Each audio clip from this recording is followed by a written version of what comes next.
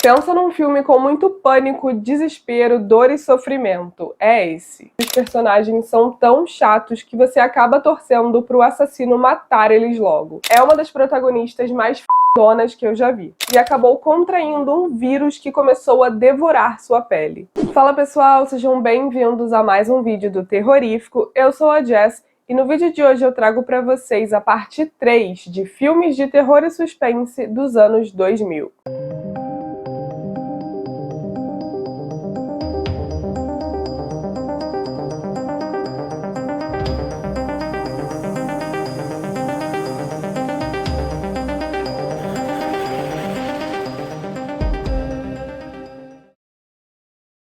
Sim, mais um vídeo sobre filmes dos anos 2000, porque a galera gosta muito. Vocês adoram, estão sempre comentando e trazendo ainda mais sugestões. E realmente, tem alguma coisa nos filmes de terror dessa época que tornam eles muito fáceis de gostar. Não sei explicar o que é, se é a vibe, a escolha dos atores ou simplesmente o fator feito nos anos 2000. Que é uma década que todo mundo curte e sente nostalgia, assim como os anos 80 e 90 também. Então vamos lá, vocês já conhecem o esquema, eu trouxe um filme para cada ano, de 2000 a 2009. O vídeo está dividido em capítulos, então se você quiser já pular para o primeiro filme, é só clicar aqui embaixo. Mas caso você queira conhecer um pouco do nosso cenário novo, continua assistindo. Pois é, pessoal, estamos de cara nova, tô até com um microfone novo, espero que vocês tenham curtido, porque eu particularmente adorei fazer parte desse projeto. Na verdade, para ser bem sincera, quem fez 99% de tudo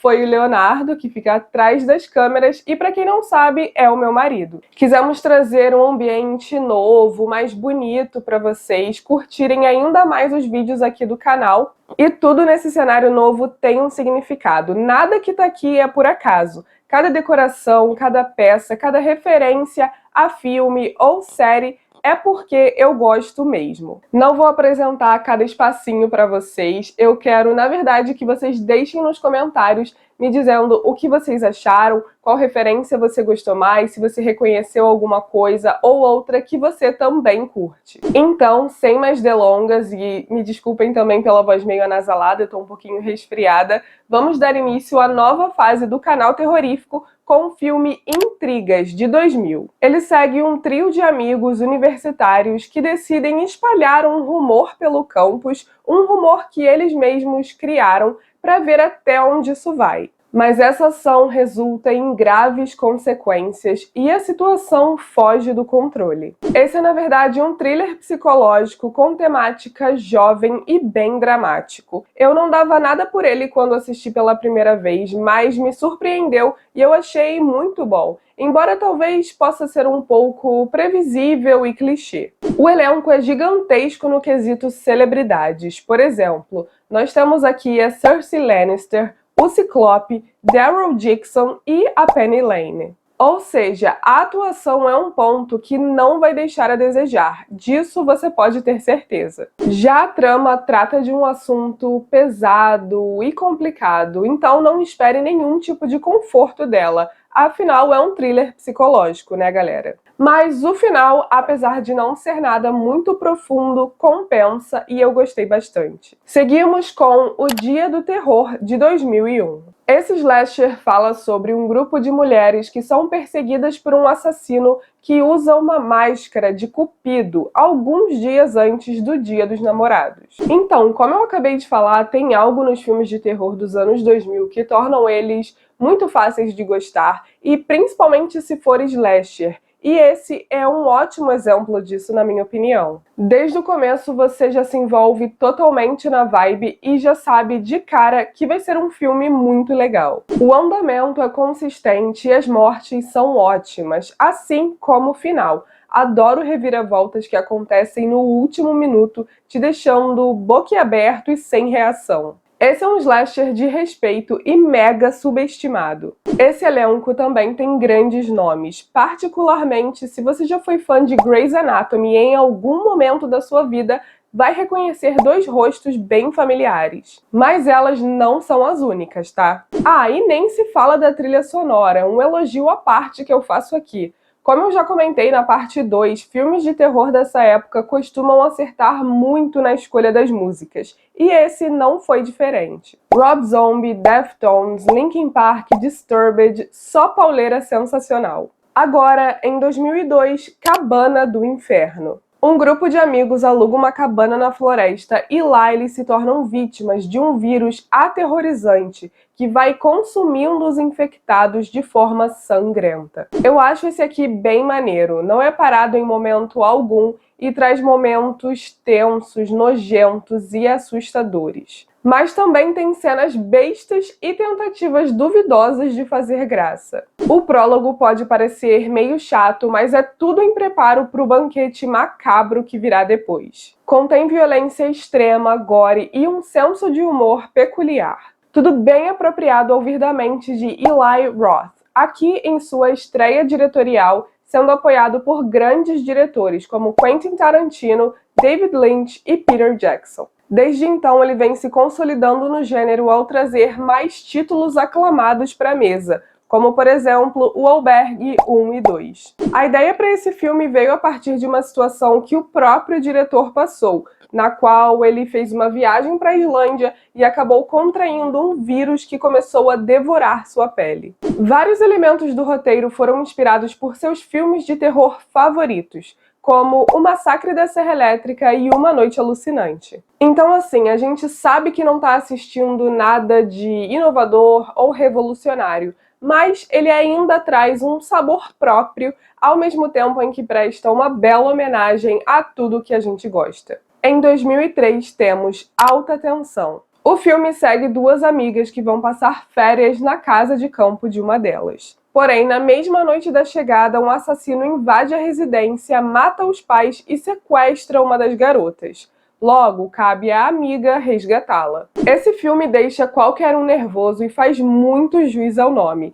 É literalmente tensão o tempo inteiro. Ele não para, não descansa. Tem muito sangue, é recheado de ação e a atriz principal entrega tudo. Se tem uma coisa que os franceses sabem fazer, é criar filmes extremos e chocantes. E o final é realmente uma loucura, inesperado e insano. Acredite em mim quando eu falo isso. Acho que mais do que qualquer um nessa lista vai te deixar sem reação e te fazer querer assistir tudo de novo só para prestar atenção em cada detalhe que a gente deixa passar quando ainda não sabe o plot twist. Seguimos com Alien vs Predador, de 2004. Quando cientistas descobrem algo perto da Antártida que parece ser uma pirâmide enterrada, eles enviam uma equipe para investigar. Mal eles sabem que estão prestes a entrar em uma região de caçada, onde aliens e predadores batalham. Vou falar logo, a técnica e guia ambiental Alexa Woods é uma das protagonistas mais f***onas que eu já vi. E o tipo de situação em que ela está envolvida é possivelmente um dos enredos mais bacanas de se ver no cinema. Um grupo de pessoas enfrentando não só aquele inverno rigoroso, com bastante neve, mas também criaturas assustadoras. Bom, o filme O Predador por si só já é fantástico e Alien nem se fala, é uma obra de arte. Mas muitos podem argumentar que só funcionam separadamente, que não deveriam ter juntado as duas espécies em um longa ao melhor estilo Fred versus Jason. Eu não sou uma dessas pessoas. Eu acho que a junção desses dois clássicos do terror e da ficção científica deu muito certo e eu me entreti bastante assistindo. Dito isso, se você nunca assistiu Alien vs Predador, dá uma chance agora porque vale muito a pena. Agora temos Voo Noturno, de 2005. Uma mulher é feita refém num avião e está sendo obrigada a ser cúmplice de assassinato. Mas se ela não cooperar, a vida de seu próprio pai estará em risco. Agora ela precisa correr contra o tempo e tentar avisar as potenciais vítimas antes que seja tarde demais. É claro que Wes Craven, mais do que ninguém, sabia nos entregar uma cena de perseguição de respeito e de altíssima qualidade. E esse filme só reforça isso, é mais uma prova desse fato. Ainda tem todo um suspense sendo criado aos poucos em uma atmosfera densa de ansiedade e tensão. A personagem principal é interessante e inspiradora, muito mais forte do que parece, sendo interpretada por Rachel McAdams. E seu parceiro de tela é outra estrela famosíssima e talentosíssima, ninguém mais, ninguém menos que Cillian Murphy. Os dois trabalham muito bem juntos e trazem performances realmente potentes e muito intensas. O final não decepciona. Agora, em 2006, temos Tudo por Ela. Um grupo de estudantes do ensino médio convida uma bela garota para uma festa em um rancho. Mas, conforme a noite vai rolando, o número de convidados começa a diminuir um por um. Vou ser sincera, esse é aquele tipo de filme onde os personagens são tão chatos que você acaba torcendo pro assassino matar eles logo. Já a protagonista é um verdadeiro enigma, o que logo a torna muito mais interessante do que os outros. Mas isso é totalmente proposital, tá? Os atores fazem um trabalho muito bom. A atmosfera do filme é toda criada a partir de um ambiente desértico, seco, calorento e isolado, o que ajuda a criar uma vibe que eu adoro em filmes, bem O Massacre da Serra Elétrica. E não à toa, ele também se passa no Texas. Juro, os cenários naturais do interior são um ponto alto aqui, tanto nas cenas diurnas como nas noturnas. A cinematografia é muito linda. Quanto ao enredo, pode até demorar um pouco para pegar no tranco, e como eu falei, os personagens chatos não ajudam em nada. Mas, quando as mortes finalmente começam, o banho de sangue vem com força. E não só isso, tá? O final nos reserva uma grande surpresa. Uma reviravolta muito bem feita que vira uma chavinha e diferencia esse filme de outros do subgênero, o tornando único e inesquecível. Então confia em mim, só continua assistindo que você não vai se arrepender. Mandy Lane é interpretada de forma espetacular por Amber Heard, uma das minhas atrizes preferidas. Em 2007 temos A Sala de Fermat.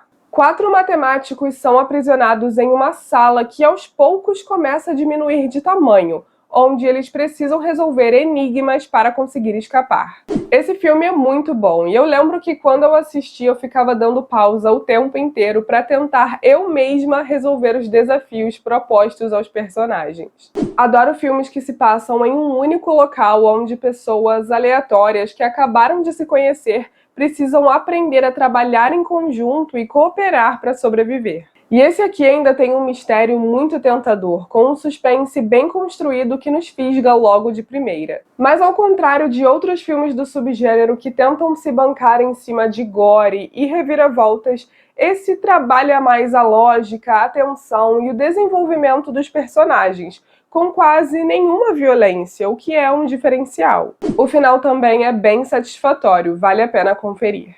Agora temos As Ruínas, de 2008. Uma viagem de férias toma um rumo aterrorizante quando um grupo de amigos resolve seguir outro turista em direção a um local arqueológico remoto no meio da selva. Pensa num filme com muito pânico, desespero, dor e sofrimento. É esse. Passei anos ouvindo dizer que ele era isso e aquilo, super pesado, e realmente é, mas ao mesmo tempo não foi nada do que eu estava esperando, o que é algo bom. Fui surpreendida positivamente. Os atores mandam bem demais na hora de passar pra gente toda a dor e o desespero dos personagens. É tudo muito natural, visceral e brutal. Recheado de sangue, gore, mutilação, esfaqueamento e afins, esse é um prato cheio para quem curte esse tipo de conteúdo de revirar o estômago. Sem, no entanto, passar de alguns limites que já não são minha praia. Agonia é pouco para descrever o que você vai sentir, muito bom mesmo. E para finalizar, nosso 10º filme, de 2009, se chama Exame. 8 candidatos chegam à fase final de uma seleção, mas apenas um deles conseguirá se juntar a uma poderosa e famosa empresa. Em uma sala sem janelas, onde um guarda armado fica de vigia o tempo inteiro, eles têm pouco mais de 1 hora para responder a uma simples pergunta. Esse é mais um bom exemplo de que você não precisa de um orçamento absurdo para fazer um bom thriller psicológico. O andamento é bem corrido e investe em desenvolver os personagens pouco a pouco, nos dando cada vez mais uma ideia da motivação de cada um deles. Algumas sequências de violência são angustiantes e, olha, fazem bom uso do espaço limitado em que o filme se passa, assim como dos poucos objetos à disposição. A duração de 97 minutos é o tempo ideal, suficiente para nos dar a profundidade necessária e não tornar a obra maçante ao mesmo tempo. E a descoberta no final é um alívio bem-vindo. Bom, se você ficou até aqui comigo no final do vídeo aturando a minha voz resfriada, vou te dar uma recomendação extra. E ela é, na verdade, um episódio de uma série antológica. Ou seja, você pode assistir cada episódio dessa série sem precisar assistir aos outros, porque cada um é uma história completamente diferente, sem nenhuma relação um com o outro. A série que eu tô falando se chama Mestres do Terror, onde cada episódio é dirigido por um diretor famoso do gênero. O episódio que eu vou indicar agora se chama A Criança de Cabelos Claros e é o 9º da primeira temporada. A sinopse é a seguinte: uma adolescente de 15 anos de idade é sequestrada por um casal que a tranca em um porão junto com o filho deles, que guarda um segredo terrível. Esse episódio traz uma história emocionante e assustadora e uma criatura pavorosa. Os efeitos visuais são muito bem feitos e dão super certo. Já o roteiro é totalmente original, algo que eu, pelo menos, nunca tinha visto antes. Se tornou facilmente meu episódio favorito da série, recomendo demais ele, principalmente para abrir o apetite para assistir o restante. Porque sim, também recomendo a produção como um todo. Ela teve 2 temporadas, de 2005 a 2007, e como eu falei, cada episódio é dirigido por um diretor diferente, conhecidos pelos fãs do gênero, alguns mais do que outros. E eles nos trazem tramas variadas, algumas que não valem tanto a pena, claro, tem umas bem ruinzinhas, de qualidade mais baixa, mas tem outras, meu amigo, que são excelentes, surpreendentes, muito boas mesmo, como essa que eu acabei de falar para vocês. E fiquem com uma frase marcante do episódio para fechar o vídeo. Aquilo que é feito por amor está sempre acima do bem e do mal. E é isso, pessoal. Esse foi o vídeo. Espero que tenham gostado. Espero que tenham gostado do cenário novo também. Não esquece de deixar seu comentário me dizendo o que você achou. Deixa seu like, se inscreve se você ainda não é inscrito e seja muito bem-vindo também se você acabou de cair nesse vídeo de paraquedas. Nós postamos conteúdo toda semana, então não esquece de ativar o sininho também para não perder nenhum vídeo novo. Manda também para aquele amigo que você acha que vai curtir. Dessa forma, vocês ajudam demais o canal. E é isso, nos vemos no próximo vídeo. Um beijo!